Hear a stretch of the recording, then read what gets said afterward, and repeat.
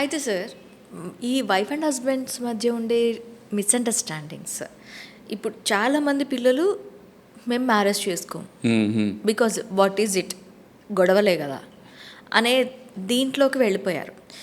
వీళ్ళు marriage life అనేది, parents marriage life అనేది వీళ్ళ మీద ఎలాంటి ప్రభావం చూపిస్తుంది? వీళ్ళు మిస్గైడ్ ఏమైనా అవుతున్నారా? ఎలా దీన్ని తీసుకోవాలి అంటారు? డెఫినెట్లీ అండి. పిల్లల పైన ప్రభావం, పేరెంట్స్ ఇద్దరి మధ్యలో గొడవలు, సఖ్యత, అండర్స్టాండింగ్, ఆర్గ్యుమెంట్స్ ఫ్రీక్వెంట్గా ఉంటే మాత్రం ఖచ్చితంగా పిల్లల మీద చాలా డ్రాస్టిక్ లెవెల్లో 3 types ఆఫ్ ఇంపాక్ట్ ఉంటుంది. 3 రకాల ఇంపాక్ట్ ఉంటుంది. పేరెంట్స్ పాజిటివ్గా ఉండి మంచిగా రిలేషన్ హెల్తీగా ఉంటే అది కూడా ఇంపాక్ట్ ఉంటుంది. పాజిటివ్ ఇంపాక్ట్, నెగిటివ్ ఇంపాక్ట్ రెండు ఉంటాయి. సో పేరెంట్స్ ఏం చేస్తే అది పిల్లల మీద ప్రపోర్షనేట్గా ఇంపాక్ట్ ఉంటుందండి. ఫర్ ఎగ్జాంపుల్, పేరెంట్స్ ఫ్రీక్వెంట్గా గొడవపడుతుంటారు. ఇద్దరు గొడవపడుతుంటే ఏమవుతుందంటే పిల్లలకి తెలియకుండానే ఒక కోపింగ్ మెకానిజం వస్తుంది.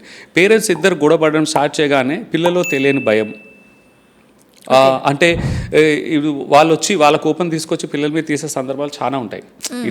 వాళ్ళిద్దరి మధ్యలో వెళ్ళిన చాలాసార్లు, often they get into defensive mode, protective మోడ్లోకి వెళ్ళిపోతారు పిల్లలు.